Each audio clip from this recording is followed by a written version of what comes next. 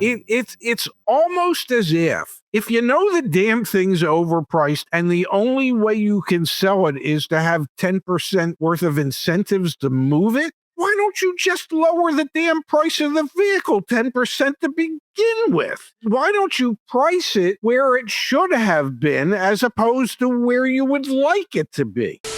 We're going to talk about what happens, Dad, when automakers decide to jack up their prices and finally customers decide not to buy them. So look at this chart, folks. Let me pull it up on the screen right here. New vehicle average transaction prices. Here's how they've evolved over the past few years. So you're looking at here over a decade of new vehicle average transaction prices, which are a proxy for manufacturer suggested retail prices. Average transaction prices for new vehicles typically go up as MSRPs go up. And you can see here, Dad, we are back over the $50,000 mark for new vehicle average transaction prices. But Dad, let's talk a little bit here. What happens, and look at the slope of this line, what happens as new vehicle prices go up more and more and more? What happens when these automakers jack up prices? You start pricing more and more people out of the new car market. If we equate it to a swimming pool, the depth of the water is shallower and shallower because, well, you don't need that much water because there's not that many people that can swim in that pool anymore.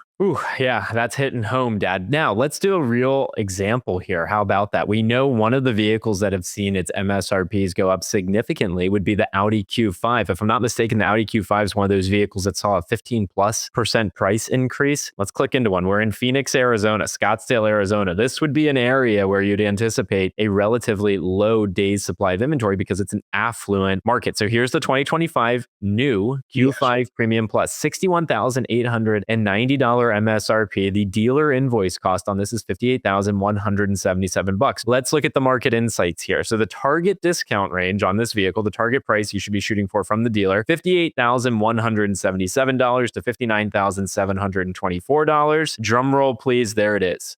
A 406, and this is live. This is live, folks. I didn't plan this at all. Ask my dad. Did we talk about this before we came on live? No, sirree. 461 days supply. There are 4 similar Audi Q5 Premium Pluses that have sold in the last 45 days within 100 miles of Scottsdale, Arizona, yet dealers have 41 of them right now. On a 461-day market supply, what that means is that the current sales rate, it would take 461 days to sell the remaining 41 Q5 Premium Pluses that are out there within a 100-mile radius. That is a ridiculously long time to sell 41 vehicles. We have surpassed the affordability of most vehicles.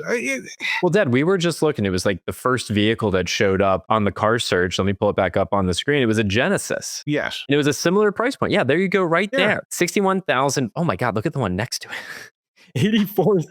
Holy cow. I didn't know you could buy a Genesis for $84,000. Let's look at both of these. Well, apparently you can in Scottsdale. Let's go here, though, to the GV80. $84,000 Genesis, Dad. Invoice price, $80,000. Again, why would dealers like, if they can sell at sticker price or near sticker price, these more expensive vehicles? They make a lot of money. Yeah. So let's scroll down here. Market insights, target discount. There you go. 450 days supply. There are 5 of these for sale within 100 miles of Scottsdale, yet 50 of them are for sale. This is another perfect non-planned example of what happens when automakers jack up prices. Now, what also happens when we see automakers jack up prices? Well, when the demand starts to slip, which I think, to be clear, folks, we are waving. The demand is slipping. You start to see them increasing their incentives. But that has been what is so confounding about the car market over the past couple of years. So on the chart here, the blue line is the same data we were looking at just a few moments ago. That is the average transaction price for new car sales in the United States of America for the past,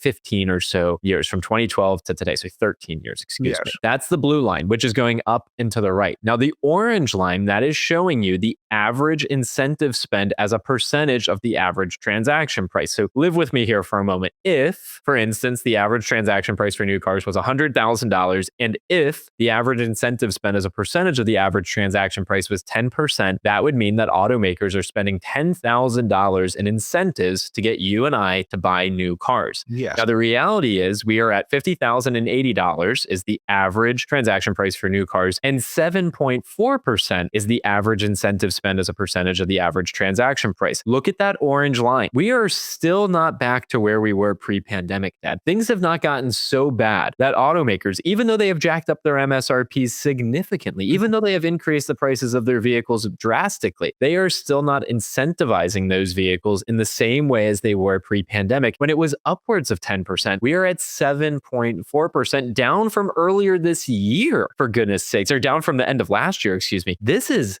shocking to me that we haven't seen automakers step up more when it comes to incentives to sell these vehicles. Do you think that might have anything to do with the fact that their profit margins have eroded dramatically over the past couple of years? And why has that happened? All the write-downs and write-offs due to the exuberance they all expressed when it came to their investment in battery electric vehicles that hasn't quite panned out the way that they all hoped and thought that it would. Yep. And then there's tariffs that have impacted it. So if you are losing profit margin, there's only so much you can do on the incentive front. Who's the case study, Dad, for what happens when you have to finally increase your incentives even as your profits are eroding? It would be Nissan. Folks, it was just last year. The headline in automotive news, if you were the executive at Nissan, this was a day you were sick to your stomach. Automotive news posted the headline, Nissan profit falls 99% on US downturn. And you just have to read the second sentence of the article to know what happened. A lackluster launch of the updated crossover. So to your point earlier, Dad, exuberance around products that have missed. Yeah. Nissan's top-selling nameplate forced the embattled Japanese automaker to what? Hoist incentives on mounting inventories of the outgoing model. The third sentence, the result was soaring expenses that nearly erased the parent company's operating income. This is what happens when automakers jack up prices and eventually hit the ceiling. Now, the leading indicator that they're feeling the pain should be,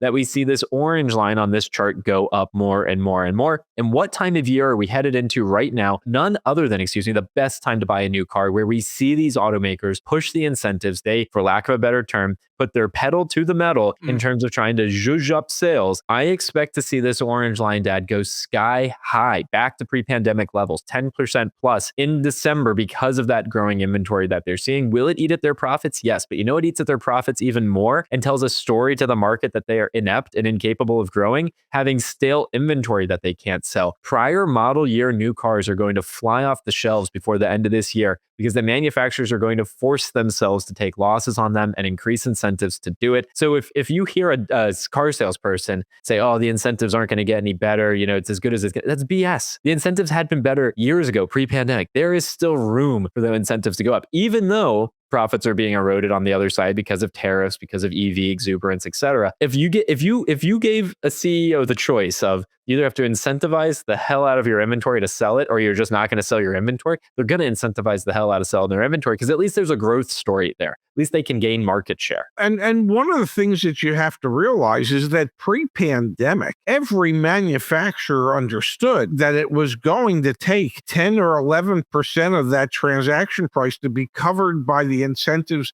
from the manufacturers, which was their way of saying, we know that we have overpriced our vehicles, and in order to bring those prices back down to what appears to be affordable, it's through us giving these incentives to make them cheaper. It's almost as if you know the damn thing's overpriced and the only way you can sell it is to have 10% worth of incentives to move it, why don't you just lower the damn price of the vehicle 10% to begin with? Why don't you price it where it should have been as opposed to where you would like it to be? And I used to have these conversations with my factory reps, and it was like you get this deer in the headlights look staring back at you. It's like, well, we don't do that. That's not the game we play. The game you play is you overprice it and you offer a big incentive to get people to buy it. And then sometimes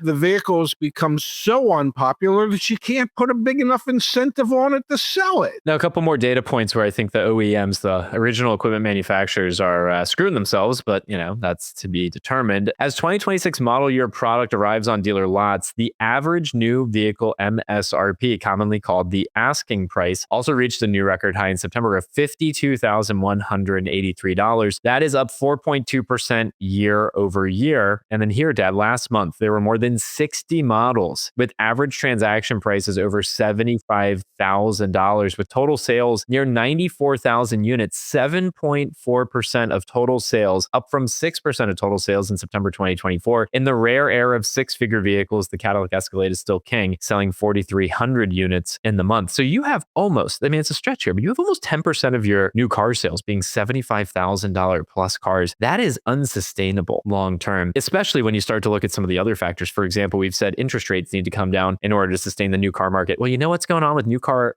interest rates right now? They're actually going up to 9.73%. Look at this red line. It's going up, not down. So we're back to the swimming pool. You don't need as much water in that pool because there's not as many people swimming in that pool. But the people who are swimming in that pool are wealthy enough to be able to afford those $75,000 average transaction prices. I like to think, Dad, that reading the comments on videos is a great way to kind of get a pulse check for how people feel. I posted a video yesterday on TikTok. It's done 150-ish thousand views. This video is about Ford increasing the prices of their trucks. Negotiate a good deal. Are you high? They're overpriced by double. That's not an $85,000 truck. It's a $40,000 truck. Maverick at $35,000. It's a $25,000 truck tops. The financing is also a joke, as well as the horrible dealership markups and packages. They'll do everything but lower the price. This is a choice Ford is making. It's as if the market is saying people don't want expensive trucks. Well, Ford, listen. Reading the comments on this one video demonstrates the sentiment that leads to, again, the title of today's show. This is what happens.